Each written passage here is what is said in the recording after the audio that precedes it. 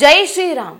ನೀವು ನೋಡ್ತಾ ಇದ್ದೀರಾ ಟಿವಿ ವಿಕ್ರಮ. ನಾನು ಸೌಮ್ಯ ಸನಾತನಿ. ನಮ್ಮ ಟಿವಿ ವಿಕ್ರಮದ ಎಲ್ಲಾ ಕಾರ್ಯಕ್ರಮಗಳ ನೋಟಿಫಿಕೇಶನ್ ನಿಮಗೆ ಸಿಗಬೇಕಂತ ಹೇಳಿದ್ರೆ ನಮ್ಮ ಟಿವಿ ವಿಕ್ರಮ ಚಾನೆಲ್ ಅನ್ನು ಸಬ್ಸ್ಕ್ರೈಬ್ ಮಾಡಿ, ಹಾಗೆ ಬೆಲ್ ಬಟನ್ ಕ್ಲಿಕ್ ಮಾಡೋದನ್ನ ಖಂಡಿತ ಮರಿಬೇಡಿ. ವೀಕ್ಷಕರೇ, 2024ರ ಲೋಕಸಭಾ ಚುನಾವಣೆಗೂ ಮುನ್ನ ಅಂದ್ರೆ ಮಾರ್ಚ್ 17ನೇ ತಾರೀಕಿಗೆ ಮುಂಬೈನ ಶಿವಾಜಿ ಪಾರ್ಕ್ ಮೈದಾನದಲ್ಲಿ ಇಂಡಿ ಅಲಯನ್ಸ್ ತನ್ನ ಪ್ರಣಾಳಿಕೆಯನ್ನು ಬಿಡುಗಡೆ ಮಾಡಿತ್ತು. ಈ ಪ್ರಣಾಳಿಕೆಯನ್ನು ಬಿಡುಗಡೆಗೊಳಿಸುವಾಗ ರಾಹುಲ್ ಗಾಂಧಿ ವೇದಿಕೆಗೆ ಬಂದು ಮುಂಬೈನ ಶಿವಾಜಿ ಪಾರ್ಕ್ ಮೈದಾನದಲ್ಲಿ ನಿಂತು ಒಂದು ಮಾತು ಹೇಳ್ತಾರೆ. ನಿಜ ಹೇಳ್ತೀನಿ, ಇಂಥ ಮಾತನ್ನ ಕಟ್ಟರ್ ಹಿಂದೂ ವಿರೋಧಿಯು ಹೇಳಿರಲಿಲ್ಲ. ಆ ಧೈರ್ಯ ಯಾರಿಗೂ ಇರಲಿಲ್ಲ. ಆದ್ರೆ ಆ ದಿನ ರಾಹುಲ್ ತುಂಬಿದ ಸಭೆಯಲ್ಲಿ ಹೇಳ್ತಾರೆ, ಹಿಂದೂ ಧರ್ಮದಲ್ಲಿ ಒಂದು ಶಕ್ತಿ ಇದೆ, ಆ ಶಕ್ತಿಯ ಪೂಜೆಯನ್ನ ಸಂಪೂರ್ಣ ಹಿಂದೂ ಧರ್ಮ ಮಾತ್ರ ಮಾಡುತ್ತೆ, ಆ ಶಕ್ತಿಯ ವಿರುದ್ಧವೇ ನನ್ನ ಹೋರಾಟ ಅಂತ. ಅದೇ ಶಕ್ತಿಯ ವಿರುದ್ಧ ಇಂಡಿ ಒಕ್ಕೂಟ ಹೋರಾಡ್ತಾ ಇದೆ ಅಂತಲೂ ಹೇಳ್ತಾರೆ. हिंदू धर्म में शक्ति शब्द होता है. हम शक्ति से लड़ रहे हैं, एक शक्ति से लड़ रहे हैं. ಆ ಶಕ್ತಿ ಯಾವುದು ಅಂತ ಅರ್ಥ ಮಾಡಿಸೋ ಅವಶ್ಯಕತೆ ಇಲ್ಲ ಅನ್ಕೊಳ್ತೀನಿ. ಸನಾತನ ಧರ್ಮದಲ್ಲಿ ಶಕ್ತಿಯ ಅರ್ಥ ತಾಯಿ ಜಗನ್ಮಾತೆ, ತಾಯಿ ದುರ್ಗೆ, ತಾಯಿ ಮಹಾಕಾಳಿ. ರಾಹುಲ್ ಗಾಂಧಿ ಅದ್ಯಾರ ಖುಷಿಗೆ ಈ ಶಕ್ತಿಗಳ ವಿರುದ್ಧ ನಮ್ಮ ಹೋರಾಟ ಅಂತ ಘೋಷಣೆ ಮಾಡಿರಬಹುದು ಅನ್ನೋದು ನಿಮ್ಗೂ ಅರ್ಥ ಆಗಿರುತ್ತೆ. ರಾಹುಲ್ ಗಾಂಧಿ ಆ ಮಾತು ಹೇಳಿ 1 ವರ್ಷಕ್ಕಿಂತ ಜಾಸ್ತಿ ಆಯ್ತು. ಶಕ್ತಿಯನ್ನ ನಾಶ ಮಾಡೋಕೆ ಹೋಗಿ ತಾನೇ ಅಸ್ತಿತ್ವ ಕಳ್ಕೊಳ್ಳೋ ಲೆವೆಲ್ಗೆ ರಾಹುಲ್ ಗಾಂಧಿ ಬಂದ್ಬಿಟ್ಟಿದ್ದಾರೆ. ಈ ಹೇಳಿಕೆ ಇವಾಗ ಯಾಕೆ ನೆನಪಾಯ್ತು ಅಂದ್ರೆ, ಮಾರ್ಚ್ 17ಕ್ಕೆ ಇವರು ಶಕ್ತಿಯ ವಿರುದ್ಧದ ಹೋರಾಟ ಅಂತ ಘೋಷಣೆ ಮಾಡಿದಾಗ ಲಿಟ್ರಲಿ ನಮಗೆ ಅದು ಗಜ್ವಾ ಎ ಹಿಂದ್ ಘೋಷಣೆ ತರವೇ ಕೇಳಿಸಿದ್ದು. ಈಗ ನಮ್ಗೆಲ್ಲವೂ ಅರ್ಥ ಆಗಿದೆ. ರಾಹುಲ್ ಗಾಂಧಿ ಹೇಳ್ತಾ ಇದ್ದಂಥ ಆ ಶಕ್ತಿ ಯಾವುದು ಅನ್ನೋದು, ಯಾವ ಶಕ್ತಿಯ ವಿರುದ್ಧ ಇವರ ಹೋರಾಟ, ಎಲ್ಲವೂ ಅರ್ಥ ಆಗಿದೆ ಈಗ. ನೋಡಿ, ಕರ್ನಾಟಕದಲ್ಲಿ ಸಿದ್ದರಾಮಯ್ಯನವರ ಸರ್ಕಾರ ಇರಬಹುದು, ಆದ್ರೆ ಗೊಂಬೆ ಆಡಿಸೋದೆಲ್ಲ ಗಾಂಧಿ ಕುಟುಂಬ. ಸೋನಿಯಾ ಗಾಂಧಿ ಅವರ ಕಣ್ಣು ಯಾವಾಗಲೂ ಸಿದ್ದರಾಮಯ್ಯನವರ ಸರ್ಕಾರದ ಮೇಲೆ ಇದ್ದೇ ಇರುತ್ತೆ. ಕರ್ನಾಟಕದಲ್ಲಿ ಇತ್ತೀಚೆಗೆ ಏನಾಗ್ತಿದೆ ಅನ್ನೋದನ್ನ ನೋಡ್ತಾ ಇದ್ದೀರಾ. ಸಾಮಾಜಿಕ ಮತ್ತು ಆರ್ಥಿಕ ಸರ್ವೆ ಹೆಸರಲ್ಲಿ ಒಕ್ಕಲಿಗ ಮತ್ತು ಲಿಂಗಾಯತರನ್ನ ಇಸ್ಲಾಂ ಮತ್ತು ಕ್ರೈಸ್ತ ಮತಗಳಿಗೆ ಸೇರಿಸುವಂತ ಹುನ್ನಾರ ಒಂದ್ ಕಡೆ, ಇನ್ನೊಂದ್ ಕಡೆ ಅದಕ್ಕಿಂತ ದೊಡ್ಡ ಘಟನೆ. ಕರ್ನಾಟಕದಲ್ಲಿ ರಾಹುಲ್ ಗಾಂಧಿ ಹೇಳ್ದಂಗೆ ಶಕ್ತಿಯ ವಿರುದ್ಧ ತಮ್ಮ ಹೋರಾಟವನ್ನ ಶುರು ಮಾಡ್ಕೊಂಡಿದ್ದಾರೆ. ಸೆಪ್ಟೆಂಬರ್ 22ಕ್ಕೆ ರಾಜ್ಯದಲ್ಲಿ ಮೈಸೂರು ದಸರಾ ಹಬ್ಬ ಉದ್ಘಾಟನೆ ಮಾಡಲಾಗುತ್ತೆ. ಕರ್ನಾಟಕದ ನಾಡ ಹಬ್ಬ ಇದು. ನೋಡಿ, ಇದನ್ನ ಕೇವಲ ರಾಜ್ಯ ಅಷ್ಟೇ ಅಲ್ಲ, ಇಡೀ ಜಗತ್ತು ನೋಡುತ್ತೆ. ದೇಶದಾದ್ಯಂತ ನಾಡ ಹಬ್ಬ ದಸರಾ ನಡೆಯುತ್ತೆ. ಆದ್ರೆ ಮೈಸೂರಿನಲ್ಲಿ ರಾಜಮನೆತನದ ಜೊತೆ ಈ ಪರಂಪರೆ ಸೇರ್ಕೊಂಡಿದೆ. ತಾಯಿ ಚಾಮುಂಡೇಶ್ವರಿಯ ಅದ್ಧೂರಿ ಆರಾಧನೆ ಆಗತ್ತೆ. ಈ ಸಲ ಸಿದ್ದರಾಮಯ್ಯನವರು ಪಟ್ಟು ಹಿಡಿದು ಮುಸ್ಲಿಂ ಲೇಡಿ ಬಾನು ಮುಸ್ತಾಕರಿಂದಲೇ ಉದ್ಘಾಟನೆ ಮಾಡಿಸ್ತಾರೆ. ಇವರ ಜಾತಕ ಆಲ್ರೆಡಿ ನೀವು ನೋಡಿರ್ತೀರಾ, ನಾನೇನು ಹೊಸದಾಗಿ ಹೇಳಬೇಕಾಗಿಲ್ಲ. ಮುಸ್ಲಿಂ ಮಹಿಳೆಯರ ಜೀವನದ ಬಗ್ಗೆ ಹೆಚ್ಚಿನ ಪುಸ್ತಕ ಬರೆದಿರುವಂತಹ ಬಾನು ಮುಸ್ತಾಕ್ ಮುಸ್ಲಿಂ ಮಹಿಳೆಯರ ಜೀವನ ಹದಗೆಡೋದಕ್ಕೆ ಸನಾತನ ಧರ್ಮದ ಸಂಪ್ರದಾಯವೇ ಕಾರಣ ಅಂತಲೂ ಬರ್ಕೊಂಡಿದ್ದಾರೆ. ಇದೇ ಬಾನು ಮುಸ್ತಾಕರಿಂದ ಸಿಎಂ ಸಿದ್ದರಾಮಯ್ಯನವರು ಈ ಸಲ ದಸರಾ ಉದ್ಘಾಟನೆ ಮಾಡಿಸ್ತಾರೆ. ಫಸ್ಟ್ ಆಫ್ ಆಲ್ ಇದನ್ನ ಸರ್ಕಾರಿ ಕಾರ್ಯಕ್ರಮ ಅಂತ ಎಲ್ಲರೂ ಹೇಳ್ತಾ ಇದ್ದಾರೆ. ಒಂದು ವಿಷಯ ಗೊತ್ತಿರಲಿ, ಇದು ಸರ್ಕಾರಿ ಕಾರ್ಯಕ್ರಮ ಅಲ್ಲ, ರಾಜಕೀಯ ಕಾರ್ಯಕ್ರಮನೂ ಅಲ್ಲ. ನವರಾತ್ರಿಯ ನವದುರ್ಗೆಯರ ಪೂಜೆ ಆರಂಭ ಆಗಿರುತ್ತೆ. ನವದುರ್ಗೆಯರನ್ನ ಪೂಜಿಸೋದು, ಆರಾಧಿಸೋದು ನಾವು ಸನಾತನಿಗಳು. ಆದ್ರೆ ಸಿದ್ದರಾಮಯ್ಯನವರು ಈ 22ನೇ ತಾರೀಕು ಚಾಮುಂಡೇಶ್ವರಿಯ ಪೂಜೆಯನ್ನ ಬಾನು ಮುಸ್ತಾಕ್ ಅವರ ಕೈಯಿಂದಲೇ ಮಾಡಿಸ್ತಾರೆ. ದಸರಾ ಉದ್ಘಾಟನೆ ಮಾಡಿಸ್ತಾರೆ.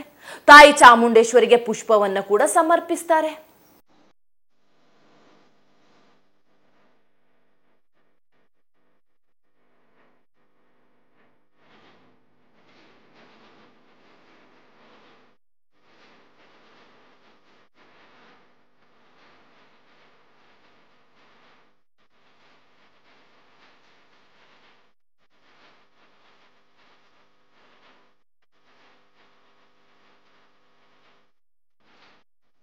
ಹೀಗೆ ಸನಾತನ ಧರ್ಮದ ನಂಬಿಕೆ ಜೊತೆ ಸಿದ್ದರಾಮಯ್ಯ ಸರ್ಕಾರ ಆಟ ಆಡುತ್ತೆ. ಕರ್ನಾಟಕದಲ್ಲಿ ಅಷ್ಟೇ ಅಲ್ಲ, ಇಡೀ ದೇಶದಲ್ಲಿ ವಿರೋಧ ಕೇಳಿ ಬರುತ್ತೆ. ಸುಪ್ರೀಂ ಕೋರ್ಟ್ವರೆಗೂ ತಲುಪುತ್ತೆ. ಆದರೆ ಸುಪ್ರೀಂ ಕೋರ್ಟ್ನಲ್ಲೂ ನ್ಯಾಯ ಸಿಗಲ್ಲ. ಸನಾತನ ಧರ್ಮಕ್ಕೆ ಎಷ್ಟು ಬಾರಿ ಇಲ್ಲಿ ನ್ಯಾಯ ಸಿಕ್ಕಿದೆ ಬಿಡಿ. ಇತ್ತೀಚೆಗೆ ಜಸ್ಟಿಸ್ ಗವಾಯ್ ಅವರ ಹೇಳಿಕೆನೇ ಕೇಳಿಲ್ವಾ ನೀವು? ಇದಾದ್ಮೇಲೆ ಭಾನು ಮುಸ್ತಾಕ್ ಅವರಿಂದಲೇ ಸಿದ್ದರಾಮಯ್ಯನವರು ಉದ್ಘಾಟನೆ ಮಾಡಿಸೇ ಬಿಟ್ರು. ಈಗ ಪ್ರಶ್ನೆ ಇರೋದು, 80% ಹಿಂದೂಗಳಿರುವಂತಹ ಹಿಂದೂ ರಾಷ್ಟ್ರದಲ್ಲಿ ಪವಿತ್ರವಾದ ದಸರಾ ಹಬ್ಬವನ್ನ ಸಿಎಂ ಸಿದ್ದರಾಮಯ್ಯ ಸಾಹೇಬ್ರಿಗೆ ಉದ್ಘಾಟನೆ ಮಾಡಿಸ್ಲಿಕ್ಕೆ ಬೇರೆ ಯಾರು ಸಿಗ್ಲಿಲ್ವಾ? ಈಗ ಪ್ರಶ್ನೆ ಏನಂದ್ರೆ, ಯಾಕೆ ಪ್ರತಿ ಬಾರಿ ಇವರು ಸನಾತನ ಧರ್ಮದ ಆಚರಣೆ ಮತ್ತು ಪರಂಪರೆಯ ಜೊತೆಗೆ ಆಟ ಆಡ್ತಾರೆ ಅಂತ. ಸಿದ್ದರಾಮಯ್ಯನವರು ಹೇಳ್ತಾರೆ, ಭಾನು ಮುಸ್ತಾಕ್ ಮುಸ್ಲಿಂ ಆಗೋದಕ್ಕೂ ಮುನ್ನ ಒಬ್ರು ಮನುಷ್ಯರು ಅಂತ. ಪ್ರತಿ ಮನುಷ್ಯರಿಗೂ ಪೂಜೆ ಮಾಡುವ ಹಕ್ಕಿದೆ ಅಂತ ಮಾಡಿದ್ದಾರೆ. ಭಾನು ಮುಸ್ತಾಕ್ ಅವರು ಹುಟ್ಟಿನಿಂದ ಮುಸ್ಲಿಂ ಮಹಿಳೆ ಆಗಿರಬಹುದು, ಆದ್ರೆ ಅವರು ಮನುಷ್ಯರು. ಮನುಷ್ಯರನ್ನ ಪ್ರೀತಿಸಬೇಕೆ ಹೊರತು ಧರ್ಮದ ಆಧಾರದ ಮೇಲೆ, ಜಾತಿಯ ಆಧಾರದ ಮೇಲೆ ದ್ವೇಷಿಸಬಾರದು. ನಾವೆಲ್ಲ ಮನುಷ್ಯರು. ನಾವು ಪರಸ್ಪರ ಪ್ರೀತಿಯಿಂದ ಇರಬೇಕು ಹೊರತು ಪರಸ್ಪರ ದ್ವೇಷದಿಂದ ಇರಬಾರದು. ಅದು ಮನುಷ್ಯತ್ವದ ಲಕ್ಷಣ ಅಲ್ಲ.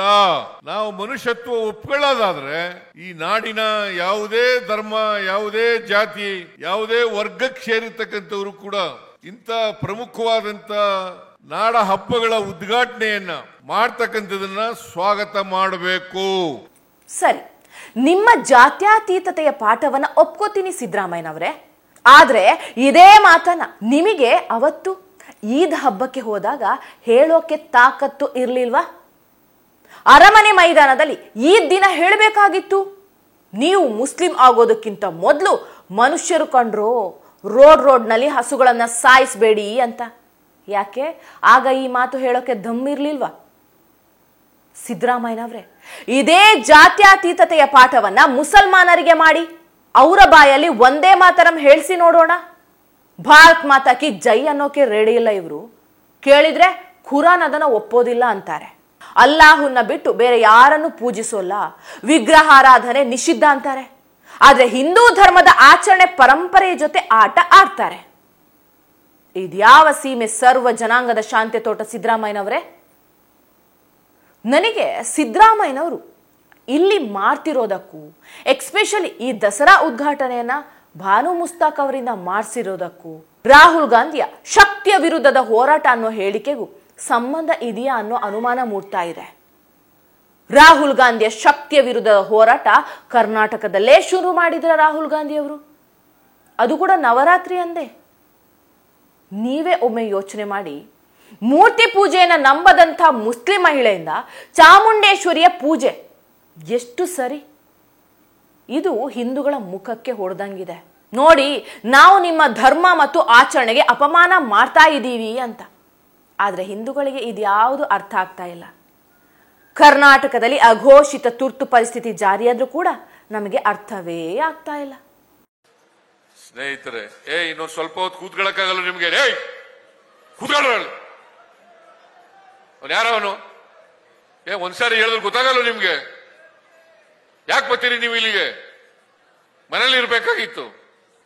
ಪೊಲೀಸ್ನವ್ರು ಬಿಟ್ಬೇಡ್ರಿ, ಕಳಿಸ್ರಿ ಎಲ್ಲ. ಒಂದು ಅರ್ಧ ಗಂಟೆ, 1 ಗಂಟೆ ಕೂತ್ಕೊಳ್ಳಕ್ಕಾಗಲ್ಲ ಅಂತಂದ್ರೆ ಯಾಕೆ ಬರ್ತೀರಿ ಇಲ್ಲಿಗೆ ಫಂಕ್ಷನ್ಗೆ ನೀವು? ಇಷ್ಟೇ. ಇದೇ ಮಾತನ್ನ ಒಂದು ಸಲ ಇಸ್ಲಾಂ ಸಭೆಯಲ್ಲಿ ಸಿದ್ದರಾಮಯ್ಯನವರು ಹೇಳಿದ್ದನ್ನ ನೋಡಿದೀರಾ? ಈ ದರ್ಪ, ಅಹಂಕಾರ ಎಲ್ಲವೂ ಕೂಡ ಕೇವಲ ಹಿಂದೂಗಳ ಮೇಲಷ್ಟೇ. ಟಿವಿ ವಿಕ್ರಮ, ದೇಶ ನಿಮ್ಮ ಕೈಯಲ್ಲಿ. ಈ ಕಾರ್ಯಕ್ರಮ ನಿಮಗೆ ಇಷ್ಟ ಆಗಿದ್ದಲ್ಲಿ ಲೈಕ್, ಶೇರ್ ಹಾಗೂ ಕಮೆಂಟ್ ಮಾಡಿ. ಟಿವಿ ವಿಕ್ರಮದ ಕಾರ್ಯಕ್ರಮಗಳನ್ನು ನಿರಂತರವಾಗಿ ವೀಕ್ಷಿಸಲು ಸಬ್ಸ್ಕ್ರೈಬ್ ಮಾಡಿ, ಬೆಲ್ ಐಕನ್ ಒತ್ತಿ.